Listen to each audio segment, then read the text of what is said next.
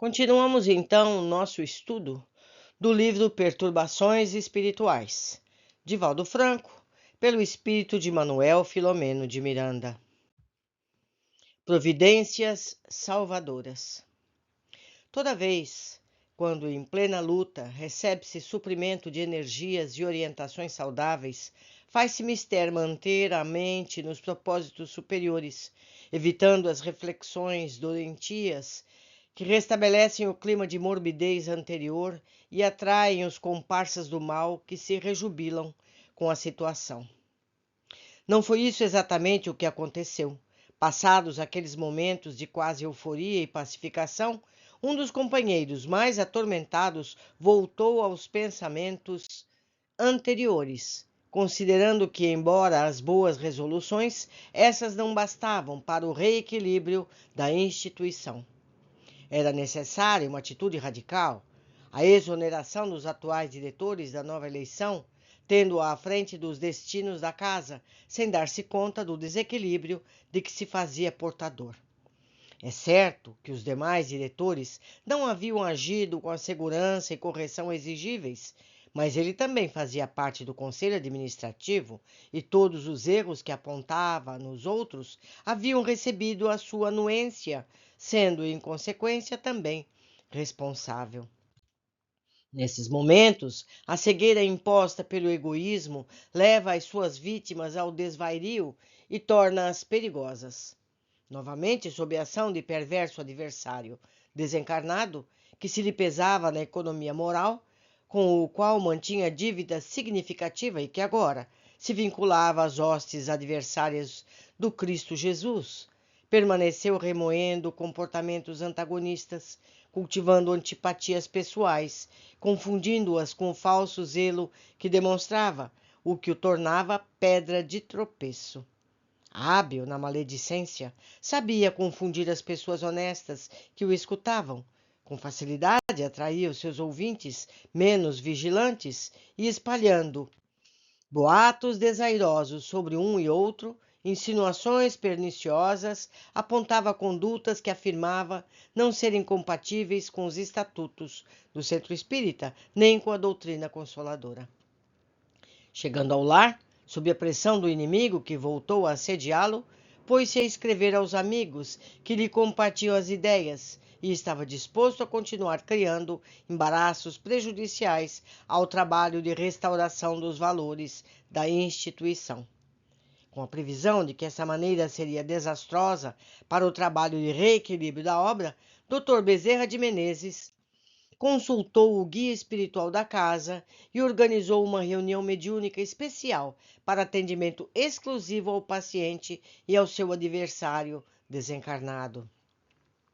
Às primeiras horas da madrugada seguinte, reunimos-nos àqueles que nos encontrávamos em tarefa especial e alguns dos servidores dedicados ao intercâmbio mediúnico. Foi convidada com carinho e respeito a senhora Margot, viúva operosa e médium sensível, acostumada ao atendimento aos irmãos em agonia além túmulo. O presidente da sociedade e mais diversos membros do conselho foram trazidos em desdobramento pelo sono fisiológico para a sala onde se realizavam as reuniões habituais e, sob a caridosa supervisão do médico dos pobres e a cooperação dos abnegados companheiros, teve início a atividade socorrista. Observamos aqui, meus amigos, essa atividade é noturna, com todos eles desdobrados, durante ao que se chama sonho, que na verdade é uma realidade espiritual.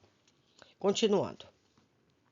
Ao proferir comovedora prece a Jesus, o benfeitor, suplicou suas bênçãos para o trabalho que seria realizado e, ato contínuo, aproximou-se do aturdido paciente que se fazia acompanhar do obsessor. Deslocou-o de sua aura, conduziu-o ao campo mediúnico de Dona Margot. De imediato, a abnegada sensitiva transfigurou a face, agora transformada em máscara de ódio, e com a voz forte e retumbante começou a protestar. Percebia-se a ira do comunicante, que fora tomado de surpresa, já que não lhe passava na mente a ocorrência desse jaez. Depois de proferir palavras chulas, voltou-se diretamente para o benfeitor e desafiou-o com atrevimento.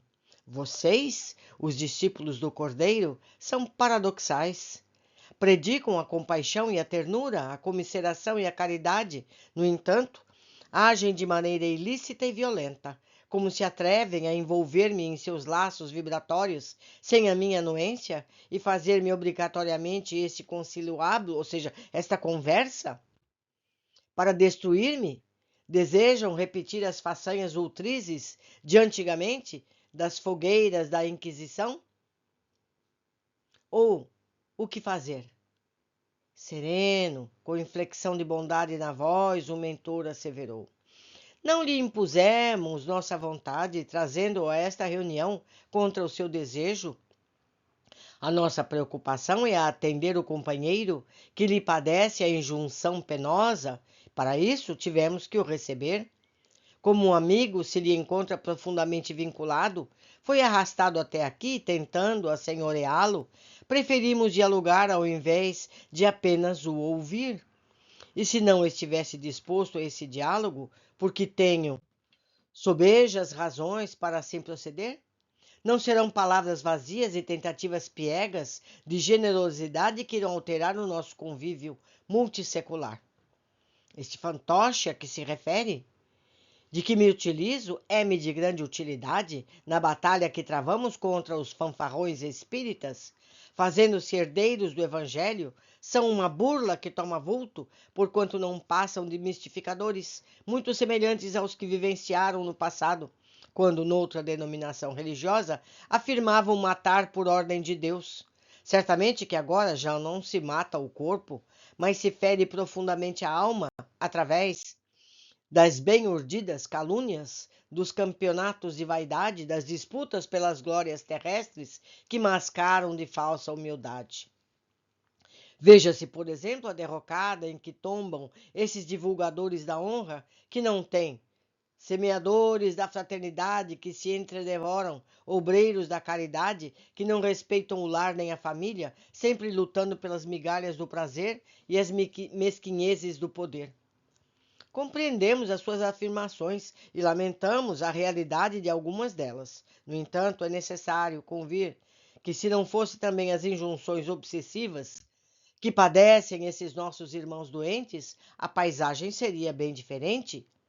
Tenhamos em pauta o seu próprio caso, utilizando-se de mágoa pessoal, já que teria sido vítima da pusilanimidade daquele que o hospeda psiquicamente, induziu-o à desordem, naturalmente aproveitando-se do seu temperamento instável e colérico, das suas más inclinações que ainda não conseguiu superar e dele fazendo um mau exemplo.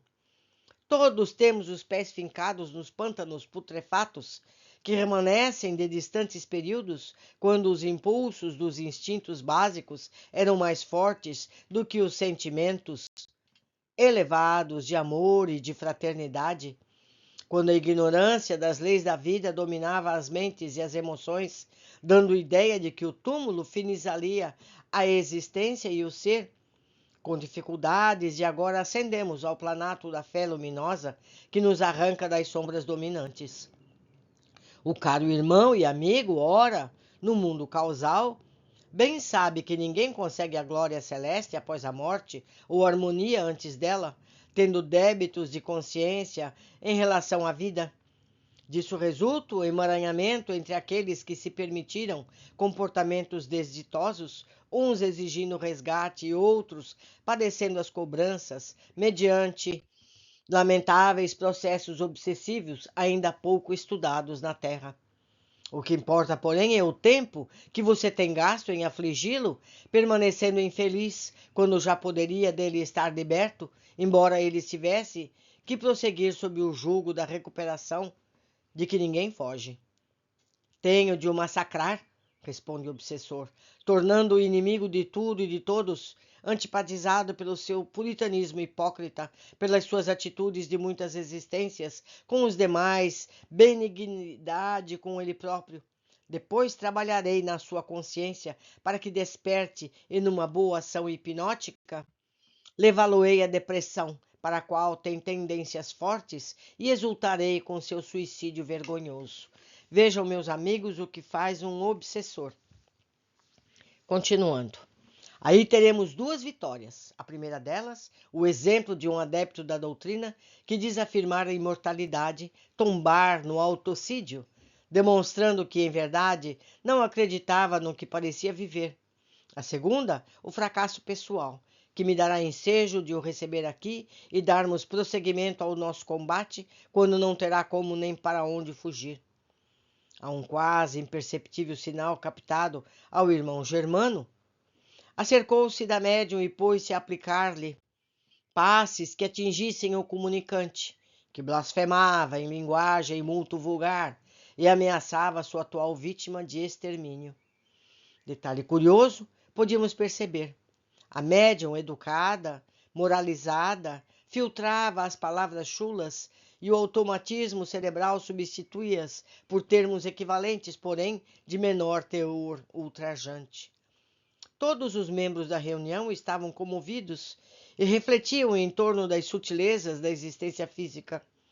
Quantas atitudes infelizes que se tomam, acreditando-se coroado de razões, sendo inspiradas por forças deletérias, de seres que se comprazem em gerar conflitos de que se beneficiam? Concluíram que tudo aquilo que se passava na instituição dedicada à caridade era resultado de uma urdidura das trevas e de brechas morais que os seus membros, que facultaram os desastres que ora lhes abalavam os alicerces. Então, meus amigos, esses obsessores existem e tentam sim influenciar todos nós, mas nós damos guarida. Nós facilitamos esse assédio através das nossas fraquezas. Por isso, Jesus nos disse: orai e vigiai. Vigiai quem? A nós mesmos, as nossas atitudes. Não é verdade? Vamos continuar. Sentindo-se asfixiado pelos fluidos benéficos que captava através da médium, exprobou. Qualquer tentativa de afastar-me do miserando inimigo será inútil. Hei de utilizá-lo durante a campanha de destruição deste reduto de pusilânimes que vivem às custas da caridade alheia, assumindo posições de mando como os antigos cardeais da velha Igreja Romana. Afinal, não vejo qualquer mudança entre o cristianismo atual e aquele que tanto censuraram, e a Igreja de Roma. Mudaram as formas, conservavam os mecanismos de dominação estúpida das massas ignorantes.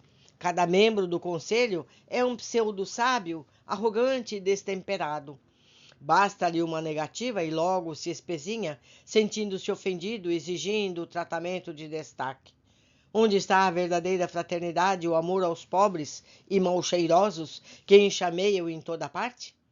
Esta, como outras muitas, são obras de exterior para chamar atenção, para propaganda, sem o espírito verdadeiro do amor e da caridade.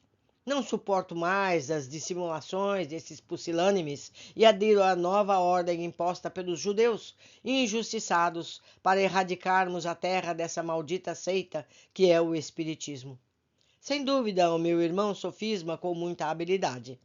Há, indubitavelmente, muita obra de fachada, como vulgarmente se diz. No entanto, o número de realizações com o selo da mansidão do Cristo e os braços gentis da caridade inspirada pela fé racional é incontestável. Não podem as boas árvores ser responsabilizadas por aquelas de má qualidade, nem o trigo saudável pelo escalacho da medra junto às suas raízes ameaçadoras. É bem legítimo, o aparente é sempre de responsabilidade daquele que o executa. Vejamos o seu caso. O irmão é lúcido, raciocina bem, no entanto, opta pelo caminho escuso do crime, tentando vingança na condição de justiceiro, como se o universo necessitasse da sua intervenção para manter o equilíbrio. Merece considerar que esses que agem de forma delituosa, realizando de uma forma e vivendo de outra, já estão praticando ação generosa e edificante quando poderiam estar nas malhas perversas da criminalidade e da perseguição inútil aos seus ofensores. Por isso, caro amigo, o amor é a alma da mensagem de Jesus. E por mais intente ser o nosso inimigo, especialmente do irmão doente a quem obsedia, não lhe seremos jamais inamistosos, lamentando o seu comportamento, a perda da oportunidade de ser feliz, de interromper esse curso de ações nefandas e injustificáveis.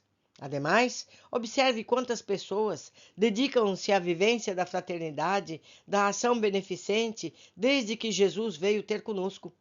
É certo que ainda estamos distantes do ideal, mas nos encontramos a caminho e oportunamente atingiremos a meta que nos destinamos. Não me interessam os seus argumentos que me desviam a atenção dos objetivos de espada prestes a aplicar o golpe final no miserável.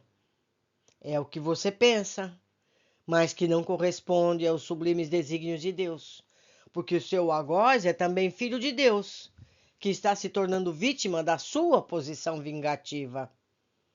O irmão fala que foi vítima da infâmia, da crueldade, o que é verdade.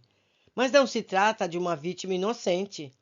Nos arquivos da memória profunda estão registrados os nossos comportamentos.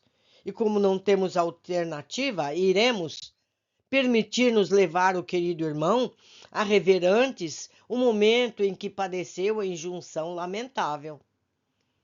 O que seja, meus irmãos, eles vão levar esse obsessor a ver as atitudes que ele mesmo tomou no passado, para que ele entenda por que as coisas acontecem. Continuando a nossa leitura. Novamente, o irmão Germano Passos acercou-se do médium e, com a voz suave, monocórdia, começou a sugestão. Durma e recorde-se. Durma e recupere no tempo. Durma. Simultaneamente, lhe aplicava passes longitudinais, calmantes, que pareciam desenfaixar o perispírito das lembranças atuais e induzir o espírito a mergulhar nos arquivos mais profundos. Foi como um raio. De imediato, o comunicante começou a debater-se e a falar desordenadamente ante que identificava no mundo íntimo. Por volta do século XII, em plena Idade Média, ele havia sido um judeu polonês rico, que explorava as pessoas que o buscavam, necessitadas de ajuda econômica. Avarento, destituído de sentimentos, era implacável com aqueles que lhe tomavam emprestadas somas de qualquer natureza. Aquele que hoje lhe parecia nas garras perversas, havia-lhe enredado em negócios infelizes e não podia pagar-lhe. Quando a família se encontrava em situação deplorável, de miséria, fome, crianças doentes, sofrimentos, insensível, o cobrador recorreu às autoridades que o levaram a julgamento. Indecente e puniram o devedor, com inclemência, atirando-o a um calabouço infecto, onde veio a falecer pela fome, por doenças contraídas em situação desditosa. A família, totalmente arruinada, também foi consumida pelas doenças e pela morte ao longo de meses. Tomado de espanto, ele gritava: Não, não sou esse infame. Sim, sou eu mesmo. Recordo-me, era justo o que eu fazia, afinal, o empréstimo não era uma doação? O preguiçoso não queria pagar-me tudo quanto me devia? Justo e bom, ajudei-o, mas não podia correr o risco de ficar na miséria sem o competente retorno dos valores que lhe cedi? Considera, interrogou o mentor, justo o método de cobrança imposto de maneira implacável a alguém devorado pelo desespero, sem qualquer meio de ressarcimento? Fosse o contrário, o amigo lhe fosse vítima, como procederia? Ponha-se no lugar do outro e pense no que gostaria de receber. Ele morreu, mas não se consumiu, e o ódio que o tomou encarregou-se de o perseguir na velhice. Desditosa e em futura reencarnação, quando se modificam as paisagens, tendo o amigo renascido ainda como judeu, reencontraram-se, por isso, a vítima lhe tomou todas as moedas que lhe motivaram a prisão injusta e decretou a sua morte infamante. Acredita justo que se repita indefinidamente essa complexidade de contas? Vítima, algoz e vítima novamente? Ou pode interromper-se esse curso trágico, mediante a paz que a todos fará bem e a fraternidade que os erguerá à miséria, a misericórdia de Deus e o Pai compassivo? O nosso hipnotizador continuou por mais um tempo com as energias dispersivas na área do chakra frontal, ativando-o a fim de que as memórias fossem nítidas. Ouvíamos as considerações do comunicante, mas também víamos aquilo que ele recordava em verdadeiro filme cinematográfico. Cenas aberrantes ressurgiram dos painéis da memória em contínuo suceder, até o momento em que o atormentado gritou não mais suportar as evocações que o tornaram desditoso. Os amigos reencarnados nada viam, somente ouviam os comentários do irmão aflito, sendo tomados de compaixão pelas dores antigas. Certamente, prosseguiu o mentor com ternura, os sofrimentos que foram impostos pela sua ganância a todos esses padecentes não poderiam ser por eles cobrados, porque as leis soberanas da vida não permitem justiça com as próprias mãos. Desde que ninguém escapa de si mesmo, dos seus atos, sendo hoje ou mais tarde convocado à reparação dos males praticados. Não obstante, na sanha do desespero, mesmo inconscientemente, ele saciou a sede profunda de vingança, abrindo um poço de desgraças que continua asfixiando vidas.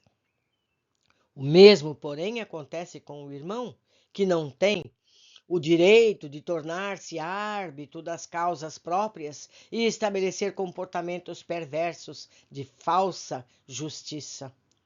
O nosso amigo Germano convidou o paciente a retornar à atualidade com voz mansa e hipnótica. Vimos então o poder do arrependimento funcionar, quando o atormentado algoz bradou: rendo-me, não estou convencido, mas me encontro vencido. As minhas forças esgotam-se, sinto falta de ar, de equilíbrio. Parece que estou morrendo novamente. Sim, meu amigo, estão diluindo-se as formas de pensamento mantidas por séculos de hediondez. É necessário que toda essa névoa de rancor seja dissolvida para que brilhe a luz da esperança e da solidariedade. No momento, basta que se resolva pela mudança de comportamento. Entregue-se a Jesus, o Messias do perdão e da compaixão. Ele o receberá na condição de ovelha tresmalhada que se aproxima do redil. Ó Deus de Abraão, de Isaque e de Jacó, tende misericórdia de mim.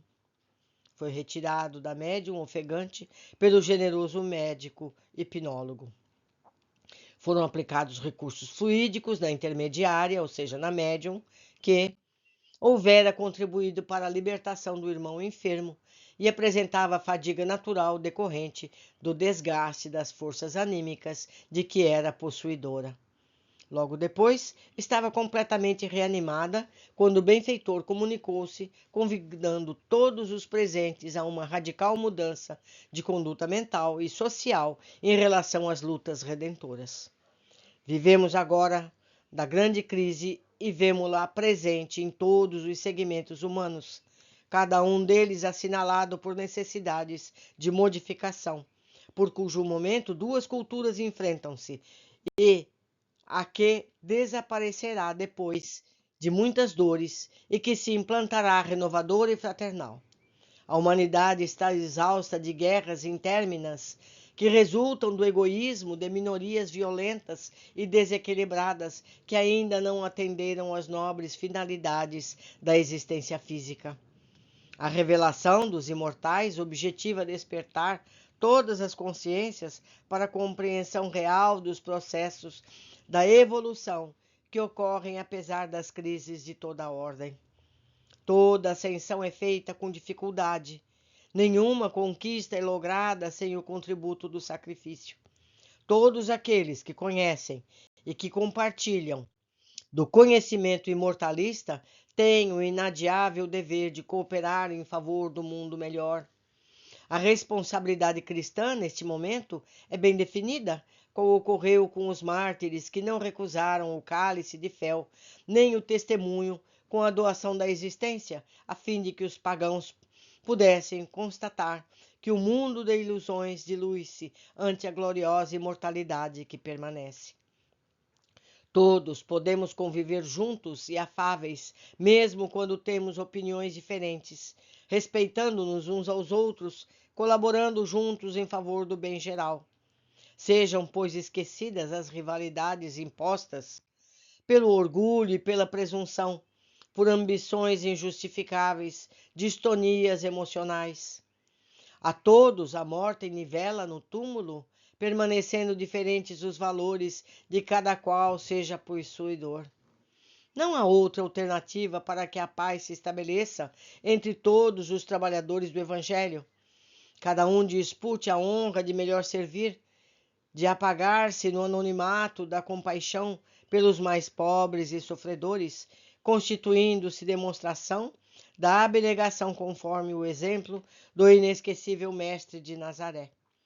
Em razão da presença de pessoas humildes e amantes deste nosso reduto de socorro, suas preces e preocupações chegaram ao Senhor, que ouviu as suas súplicas e atendeu-as, enviando trabalhadores do mais alto para que fossem interrompidas as agressões das trevas e recuperados os patrimônios de amor e de bondade para com todos.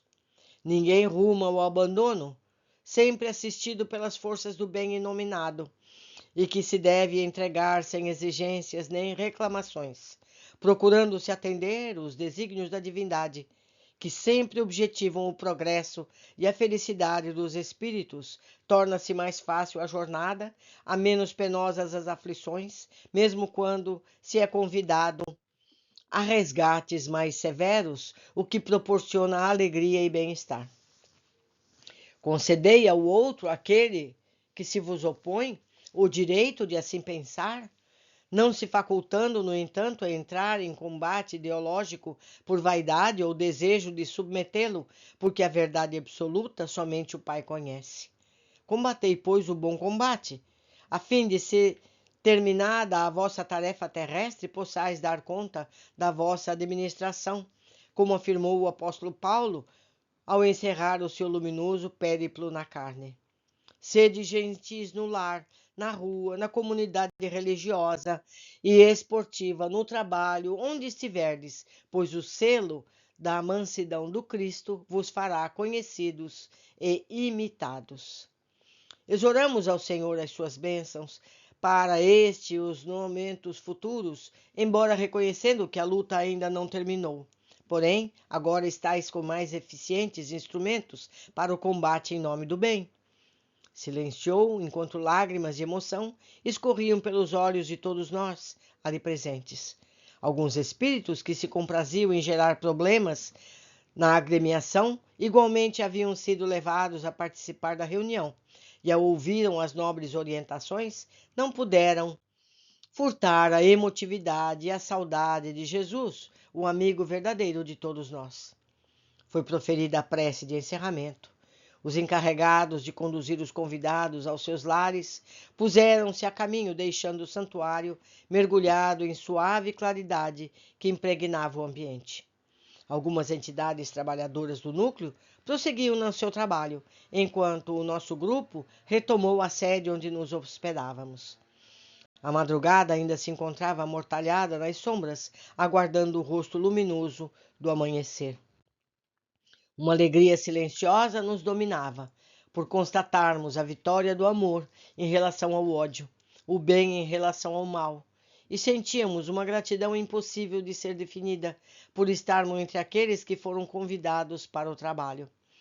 Os desafios prosseguiriam, é certo, porque as lutas enrijecem as forças, mas as circunstâncias agora seriam outras e os corações estariam equipados dos recursos próprios para o trabalho de autoiluminação e de compaixão aos agressores.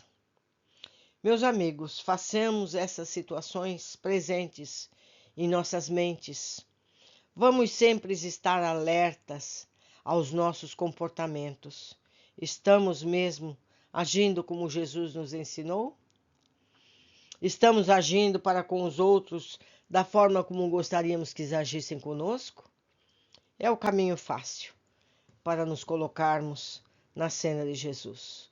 Por hoje ficamos aqui, aguardo todos no nosso seguinte estudo. Abraços.